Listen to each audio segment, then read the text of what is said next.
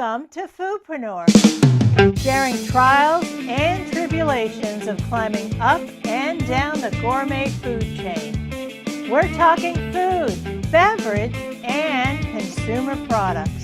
With over a baker's dozen years of experience working with entrepreneurs, I am here to share amazing recipes of success. I am Esther Luongo Psarakis. This is Foodpreneur.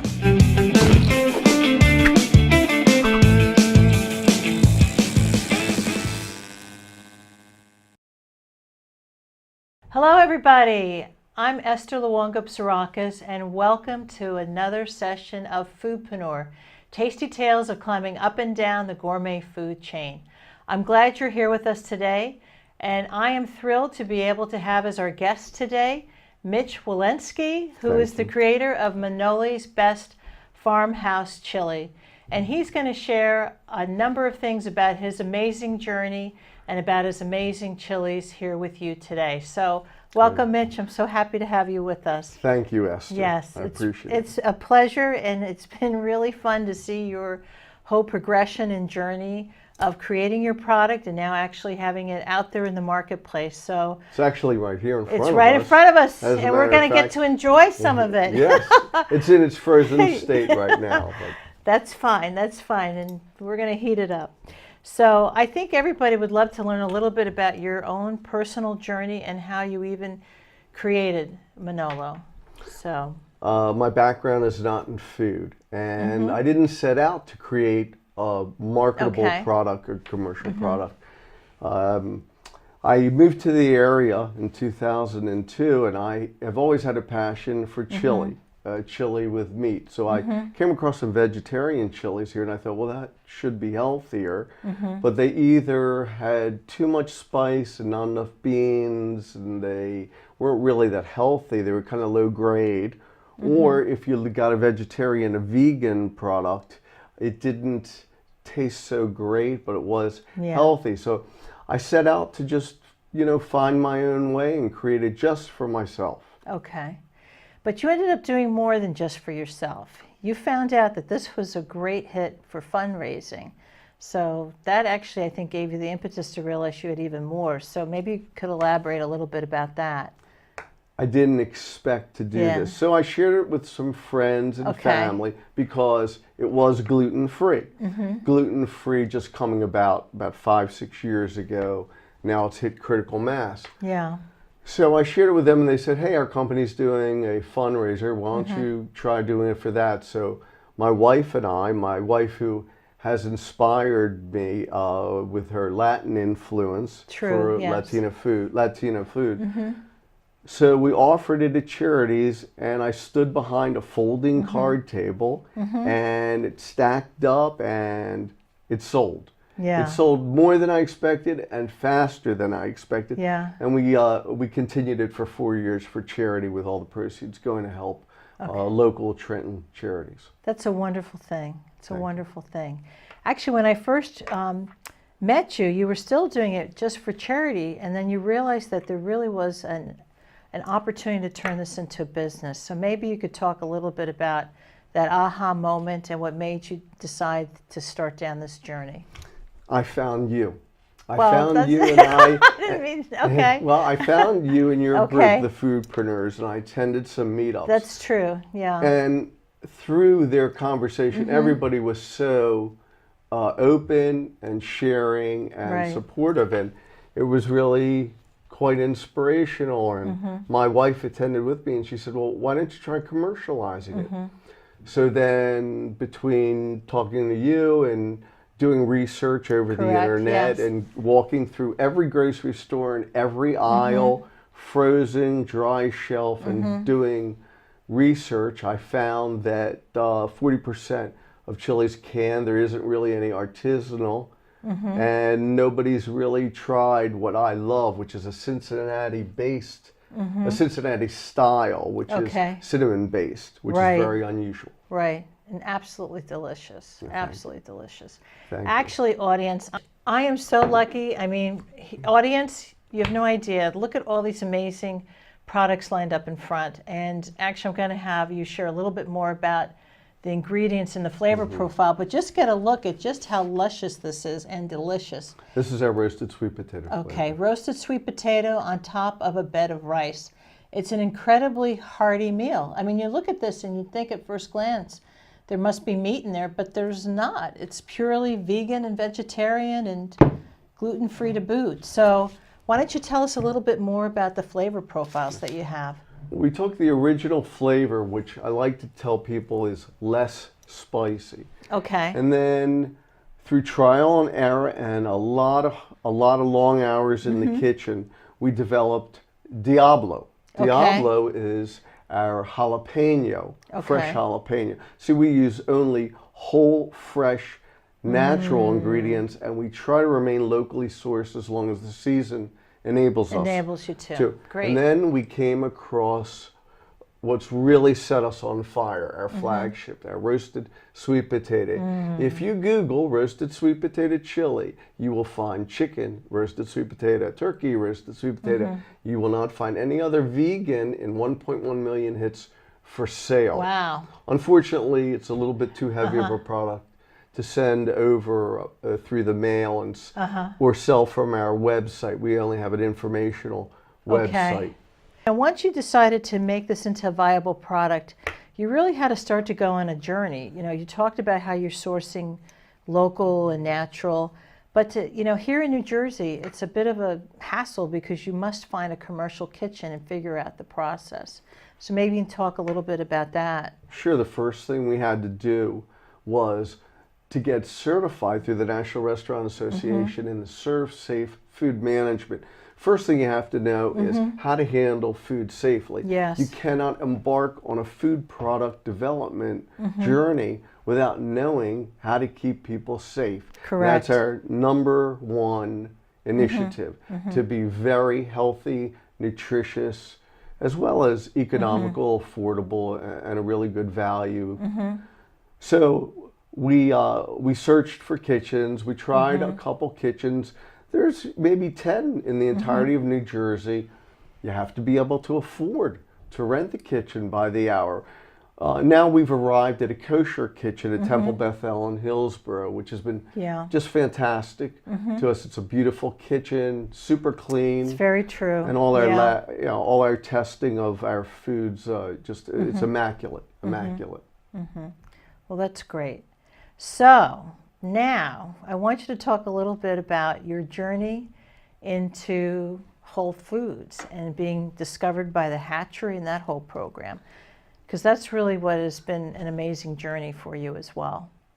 Yeah, I through networking, I met someone who's already at the hatchery, and they said, "Hey, there's a program in the United States, and it's in our backyard in Cherry Hill, New Jersey, on at the store in Kings Highway.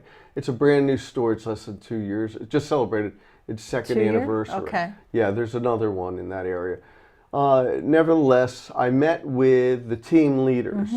And they tried it, and I really didn't have high expectations. Immediately, so they said, "This is fantastic, we want it, but we have to judge 17 other companies." 17 other, wow. So every week I checked in, and they said, one more week, and after a month they made a decision. They said, "You and a beverage company, and you're here, and you're going to come 3 to 4 times a month.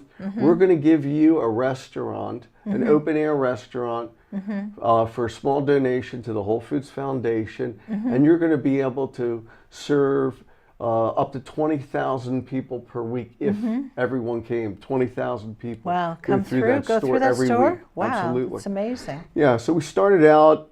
We set up some sampling, 100 people. We get to meet with them, interact, talk to them, find out what they value. It's a great focus group. Oh, remarkable, remarkable. And I learned so much from them. You know, people know more about food than me, all kinds of food scientists, all kinds of doctors, and people who are practicing vegans have a great wealth of information, and they're very willing to share it, and I've learned so much from everyone. Is there 1 or 2 key nuggets that you got out of that you think are really insightful to share with us? Absolutely. To not get stale, to not just settle on your recipes, to try different things with the recipes. We up-spiced, we down-spiced. Okay. We added more water, we added a little bit of less of this, a little bit more. You have to continue until you find what's really right. Then you have to figure out, how do I do this consistently? Which I think we have. Yes, you have. We started out in March, and we went from serving about 150 2-ounce samples in the little plastic cups to now 300 a day whenever we're there, plus we sell 50 to 75 of these units. That's great. But it's a refrigerated fresh product. Yeah. It's not a frozen product. So it has a week in your refrigerator. And what's it? But you 2 to could 3 freeze months it. Yeah. If you freeze it right. Okay. And then recently, due to people coming in and saying, we want vegan chili, and they go, well, we have it. And they go, no, we want Manolos. So I learned all about how to create a brand, how to establish the brand and create brand demand. So we'll be in their soup bar this December with the original and the roasted sweet potato, and we'll be called Manolos. That's phenomenal. Chili. I mean, the hatchery allowed you to have a real proof of concept, you know, to get the traction with the Whole Foods customers, to see that the demand was there. It allowed you to tweak what you did. And now, I mean, you know, you're developing further by actually being the chili of choice in their soup bar. And now you've had other, I guess, opportunities and challenges, because now you have to scale up even more to accommodate that. So maybe you could talk a little bit as to how you're moving forward to do that. Yes, well, we attend a lot of trade shows and a lot of expos. We bought larger equipment. We've studied videos of how equipment works. We've met with manufacturers. We meet with food distributors who will sell to the little guy. We go and we visit big companies, and we continually see what is happening in the marketplace. We watch the marketplace, and what we've recently found is that packaging and labeling is incredibly important. Incredibly key. Now, we're starting out as what's called a food service product. So we just sell it to Whole Foods, and they buy it by the gallons, not in these little containers, and then they put it into their soup dispenser, soup bar, and that's how that's sold. But really sourcing, finding the right sources, and we met with all the farms in the area. We traveled to about 30 or 40 farms. We even went into Pennsylvania. Takes a lot of time and energy, It took 2 years, over 2 years to find refine it. Wow, that's a commitment. And we're low sodium and no sugar added, gluten-free, no top 8 allergens, dairy-free. Wow. So to find products that we could use, well, it eliminates any type of chemistry or preservatives. So it's really a whole food product developed for the healthy, nutritious, a healthy, nutritious meal for families, for young people, millennials on the go. It can be a complement. It can be a meal like that, an entire meal by itself. Yes. My wife likes to put it into an omelet. Oh, Yvette does? Wow, that's another great way. Yeah. So she takes an omelet and then she'll just roll it in, or just flip it in? Yeah, before you flip your omelet, you just spoon some on, cold or hot. And as a matter of fact, one of my best friend's wives uses it as a dip at a local place, Metropolis Spa. Okay. And they eat it as a cold dip. Ah, interesting. Yeah, it's fully cooked. I could see that even being great in a wrap. You know, taking a wrap and wrapping it up tight. And being very tasty like that. So. It's a tasty vegan dish, and there aren't many on the shelf or available at this time. Cool. Wow, that's exciting. So what do I have in front of me here? We've got the Diablo, and you've got it in the 3 different sizes. We have a 12 ounce, a 16 ounce, okay, and a 32 ounce. They're all in tamper-proof, tamper-evident packaging. What do you find? I mean, have you been able to see what's a bestseller out of the 3? Absolutely, SKUs? The largest one. So this is 32 ounces. Okay. We suggest that a meal's 8 ounces. Okay. Why? Because it's 150 calories. Oh, so it's not bad. are there many Okay. 8-ounce filling healthy meals high in protein and low in calorie and reasonably low in carbohydrates? Okay. And we studied companies like Amy's Organics, in fact, Okay. which is the largest probably in the world now. And we studied them, and we targeted their protein numbers, their carb numbers, and of course Well, our that's good to sodium emulate. numbers, Okay. beat everyone in the Wow. marketplace. So what's the price point for each of these at Whole Foods? Whole Foods is $4.99 for a. For this one? Well, no, we're not selling them. Oh, not in that. this. Okay. Whole Foods offers 8-ounce, 16-ounce, and 32-ounce. Okay. Okay. So they have their own pricing. Okay. We started out with 5, 7, and 10, and we added $2 extra for the Okay. roasted sweet potato because it's so labor Yeah, intensive. yeah. We produce everything Okay. hand cut. So all pieces of all the vegetables included are uniform. Okay. So you get a consistent taste and a consistent meal. Right. It's appealing to the palate that way. Right. Wow. Cool. Very cool. Well, thank you. Cool and hot at the same time. Yeah, you can eat it cool, you can eat it hot. I will tell you, my personal favorite, though, is the sweet potato. It is just sublime. Just such a lovely meld of flavors and everything like that. And Diablo's got the bit of, kick to it and spice, but it's not overpowering. It's really, you've really mastered getting something that's well balanced and really flavorful on the palate. So Once you develop a recipe, you've got to follow it to the T. yes. You're very tempted to go, maybe I'll do a little this, a little of that. But if you're disciplined, then everyone who buys it comes Yeah. back. So now we have return Well, customers. your consumer also wants to have the same experience. They want to come back. They enjoy the experience, and they want to Yeah. make sure that it's consistent. So yeah, that's definitely something key. I have 3-year-old fans. Cool. Little 2.5-year-olds. So they're in the cart, sitting How up front, cool. and their moms, and they usually end up asking for more and more. And my 2.5-year-old little buddy Cal across the street, he loves roasted sweet potato, wow. and everybody seems to really enjoy it. And I get so much satisfaction. It's not about the must. money. It's not about the business. It's about being able to give somebody something special and them appreciate all the work you put into it. Well, that kind of leads to one of the things I wanted to ask you. It's like, what's your why for doing this, and what do you feel has been, some of the most important learnings that you've gained, thus far along your journey? I had an epiphany after 9/11, and I said I'd really like to do something good. And I searched and I searched, and it was kind of just destiny and good fortune that I came upon this, because I wanted to do more charity work. Okay. And that's how I really arrived at this, not with the goal of going out, creating something, getting venture capital, and blowing it out into 100 or 200 stores. That's not it. This is a microbrewed product. It's integrity. It's nutritional. I want people to have it for their family. It's economical.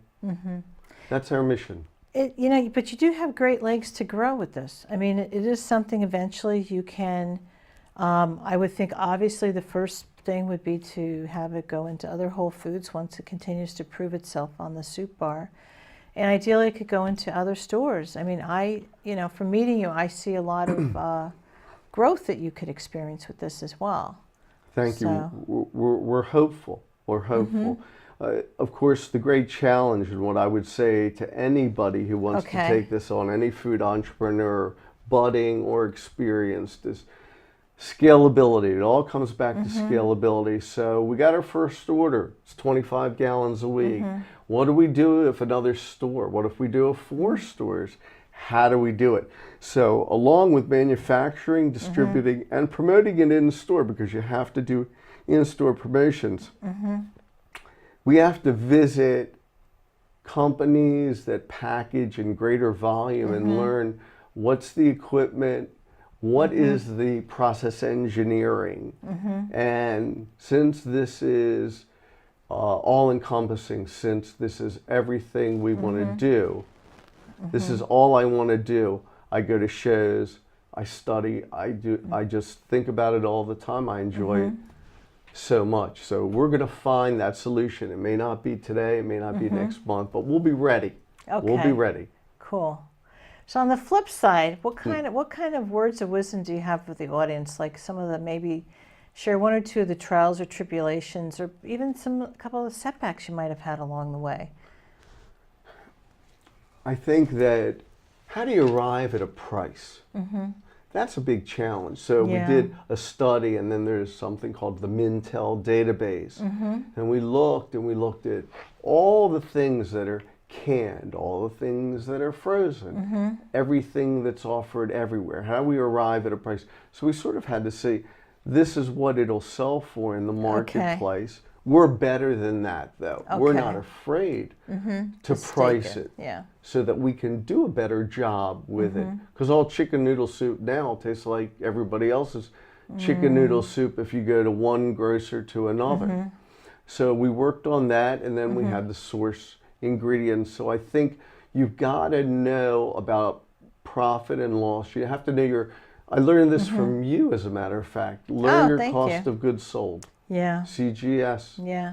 Learn that, and then from there you can find ways to get greater economies of scales, which takes us all back to our college days, the Econ 101, economies of scale. So that was a trial. Finding the right kitchen was really hard. I ordered packaging from 6 different companies. We have so much plastic in my basement. I could make robots. I could create anything. I created a spaceship down there. My wife always complains to me, maybe there's somebody you can give it to. So we'll probably give Maybe you could design another product. Who knows? Go on. Well, I think we're going to donate it all to Elijah's Promise in New Brunswick, which is a worthy charity. Oh, yes. Janice Grover introduced me to. As a matter yes, of fact. that's she true. helped me Yeah. with that. So you have to go through a ton of packaging, and you have to really go put yourself out there. There's a lot of disappointment. Okay, if you're going to do anything entrepreneurial, there are peaks and valleys, and the valleys are a lot deeper and wider than the height of the peaks. Stick to it. Believe in yourself. If I could do it, anybody could do it. They just have to commit. You're the only one who can limit yourself. If it is to be, it is up to me. I like that. If it's to be, it's up to me. That's a really good, almost way to segue. Well, how about if you can dream it, and if you believe it, then you can achieve it. Right. Yeah, I learned that from a very good friend of mine. Very good thoughts. Yeah. Very good thoughts. Any other parting thoughts to leave with our audience today about your products, or where your website? We have a website, www.manolos, MANOLOS, bestchili.com, and it's constantly being developed and improved. And then we have Facebook, Manolo's Best Chili Facebook, and you can see all our fans, and we have great fans all over the place, and really wonderful comments about that. We have the telephone number, 1-855-YO-CHILI, so you can call us up, and I get it as an email. You can call me directly, or you can email me, Manny at manolasbestchili.com. Cool. I want to be accessible. I got a call last night, and this was incredible. I got a call last night from Miss Stouts. Miss Stout says, I enjoy your chili. She goes, but did you know that there are gluten-free meetup groups? And I said, I never knew that there were gluten-free meetup groups. And she says, well, we'd like you to come and show us what you have. Cool. And it's just fabulous. I mean, people are really concerned. People there's a medicinal value to food, right? Yeah. Food can treat depression. Food can cure your hypertensiveness. Yes, food is thy medicine, and medicine be thy food. Wow. Yes, excellent. I wish I said that. Excellent. Yeah, that's great. Actually, one last thing I want to tell Please. everybody is that you really are a hometown guy. You live here in Princeton. Absolutely. So, you know, here we are at Princeton TV, and you're a Princeton guy selling locally in the area. And we're hopeful our next stop will be the Princeton Whole Foods store. Cool. So once we're sure that we can deliver a high quality, consistent product and everybody's happy at Cherry Hill. Okay. So maybe in a couple months we'll be in Princeton, and your viewers and our friends and family will all be able to go and get it. I'll be in the store, giving it away. Yes. I just give it away. Well, I'm sure many people will shell out the money for it because it's well worth it. Definitely well worth it. I'm always surprised. I came up with this, never having gone to chef school, but you know, you grow up in your family, close family, and you learn all the tricks of cooking, and it's just about your passion. You got to be passionate. Well, it definitely shows. It definitely shows. Maintain integrity. Yes.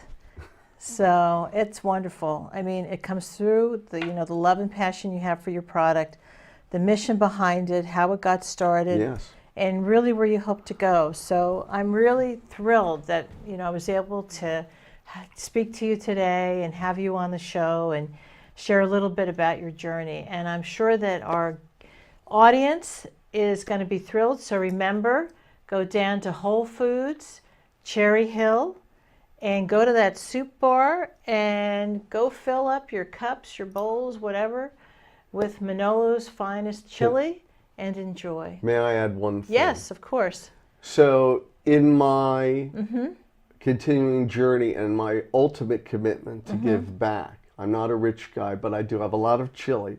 I would love for any of the schools who want to do fundraisers to take a small order of the chili free from me. Oh, it's wonderful. And they could sell it and raise it at a big sale or a small sale, and maybe they can make a few $100s and it'll buy some t-shirts for a little kid's soccer team or something. I'm willing to do that. I'm open to it. Just call me. Wow. Contact me. Thank you. I'm happy to help. That's generous for our audience. Thank you. So thank you again, Mitch. Really a pleasure. So thank you for all your help over the past couple years. Thank you. I look forward to doing a lot more and seeing the growth and where you go. So you'll be there. Okay. You'll be right there, I assure you. Sounds great. Thanks. Thank you. Okay. Pleasure. Thanks. I think that's a wrap. So another delicious episode of Foodpreneur, and I look forward to seeing and talking with all of you again. So thanks and have a good night.